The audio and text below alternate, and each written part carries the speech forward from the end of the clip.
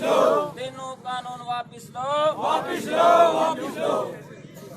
सुनो बैठ के ध्यान दो भाई। तमाम भारतवर्ष में उठी किसान कारक क्रांति के हिस्सा लेने वाले अपने तन मन धन से पूरे जोश हिम्मत क्रोध और त्याग के साथ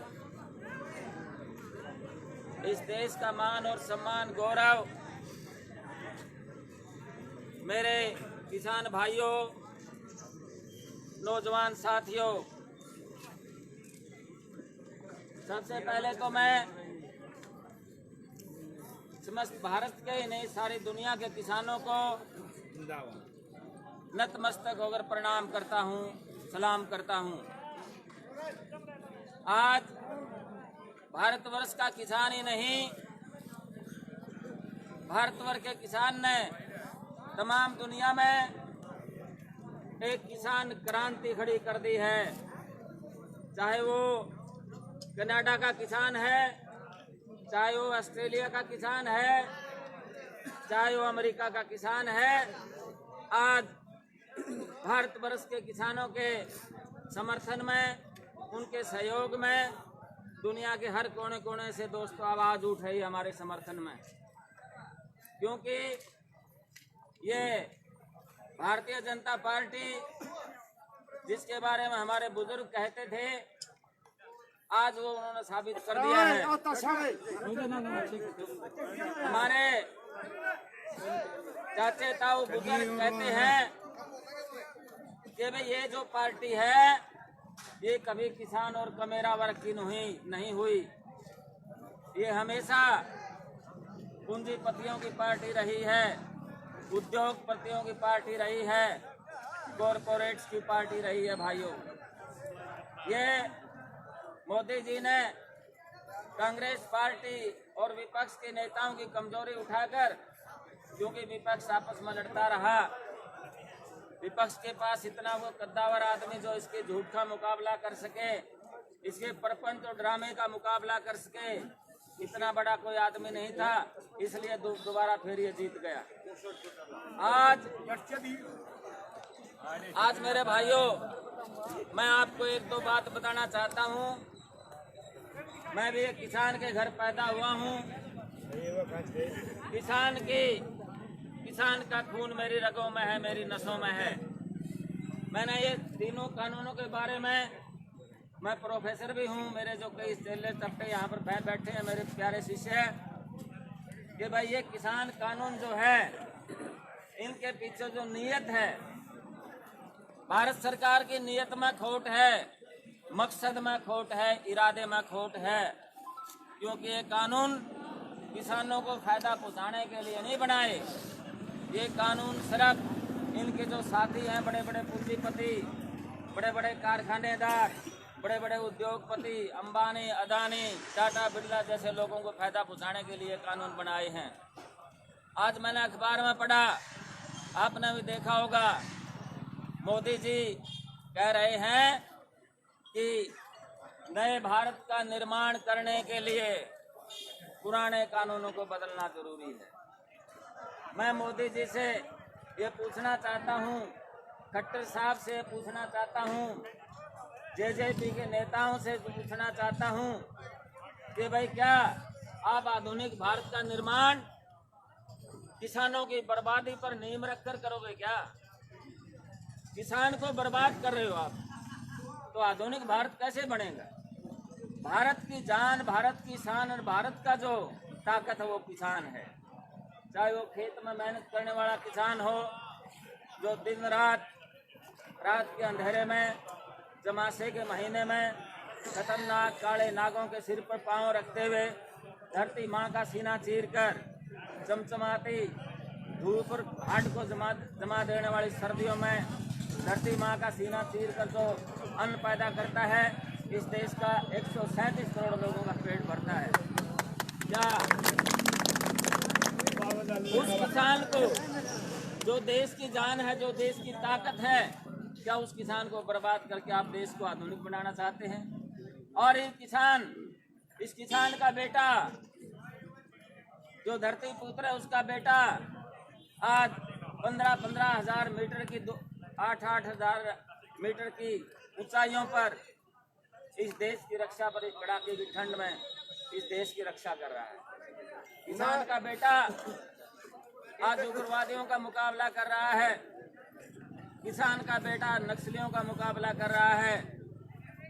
किसान का बेटा आज जो है अंतर्राष्ट्रीय स्तर पर, चाहे वो ओलंपिक हैं, चाहे वो एशियाड हैं, चाहे वो कॉमनवेल्थ के गेम हैं, वहाँ से इस देश के लिए स्वर्ण पदक जीत के ला रहा है। किसान का बेटा है, ये किसान का बेटा है। आप किसान को बर्बाद करके आधुनिक भारत नहीं बना सकते मोदी जी। इन्होंने जो 3 कानून बनाए हैं, मैं आपको बता देना चाहता हूँ, ये मोदी जी कह रहे हैं कि इससे किसानों को फायदा होगा और विशेषकर छोटे किसानों को फायदा होगा। आप लोगों ने देखा होगा मोदी जी ने नोटबंदी की, ने कहा था कि भाई देश में काला धन आएगा, हर आदमी के बैंक खाते में 15 लाख रुपए जाएंगे। काला धन के बाद क्या इस देश का हालात हुआ? कम से कम 5-7 करोड़ नौजवान बेरोजगार हो गए, कारखाने बंद हो गए, छोटा व्यापार बंद हो गया, किसान की फसल, किसान की सब्जियां वो बिकनी बंद हो गई। हमारे देश पर इतनी मार पड़ी कि आज जो है आज तक देश उभरा नहीं है। उसके बाद जीएसटी लागू करती, ये छोटे छोटे दुकानदार भाई बैठे हैं, इनका बुरा हाल कर दिया। और आज इन्होंने किसान को बर्बाद करने के लिए 3 कानून बनाए हैं। मैं आपको बता देना चाहता हूँ, पहला कानून उन्होंने बनाया कि वह किसान अपनी फसल कहीं भी बेच सकता है। किसान अपनी फसल कहीं भी बेच सकता है, उसको बड़ा फायदा होगा, अंतर्राष्ट्रीय खुले बाजार में फसल बेचेगा। मैं कहता हूँ भाई, हमारे जो किसान हैं, चाहे वो खेड़ी का किसान है, चाहे वो आपका राखी गढ़ी का किसान है, कापड़ों का किसान है, मसूदपुर डाटे का किसान है, वो कहाँ ऑस्ट्रेलिया जाएगा, वहाँ दिल्ली कहाँ जाएगा, बम्बई कहाँ जाएगा? वो तो अपने नजदीक की मंडी में फसल ले जाता है।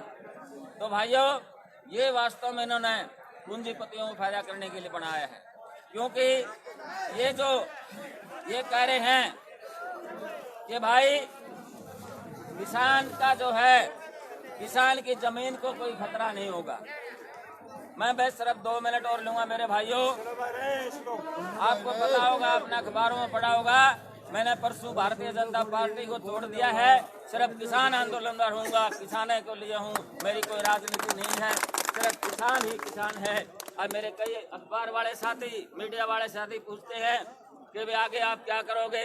भाई जो पार्टी किसानों की लड़ाई लड़ेगी, जो किसान और खेत के बारे में समझेगी, किसान को खेत को आगे पहुंचाएगी, मैं उसके साथ जाऊंगा और किसी के साथ नहीं जाऊंगा। ये मेरा इरादा है।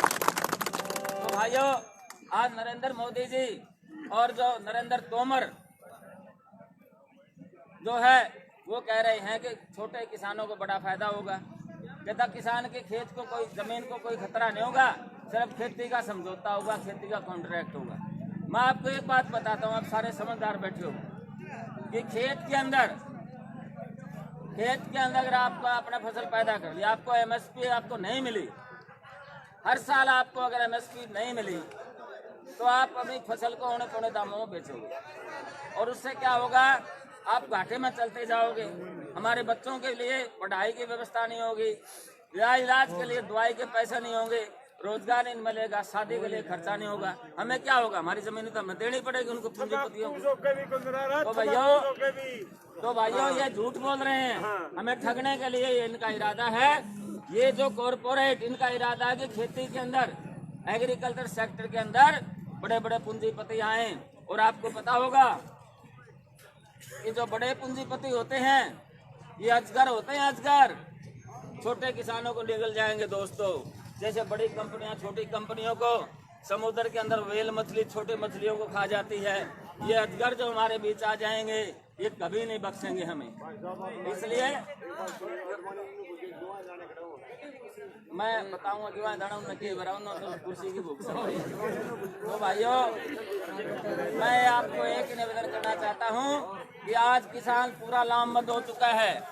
किसान के धैर्य को, किसान की हिम्मत को, किसान के साहस को ये परीक्षा करना चाहती है सरकार। लेकिन मैं मोदी जी से कहता हूँ कि किसान आंदोलन, किसान एकता कोई छोटी मोटी चीज नहीं है। मोदी जी ये धरती पुत्र है, इसके अंदर बर्दाश्त करने की हिम्मत तो है, इसके अंदर सहन शक्ति तो है, गर्मी सर्दी सब कुछ बर्दाश्त करता है।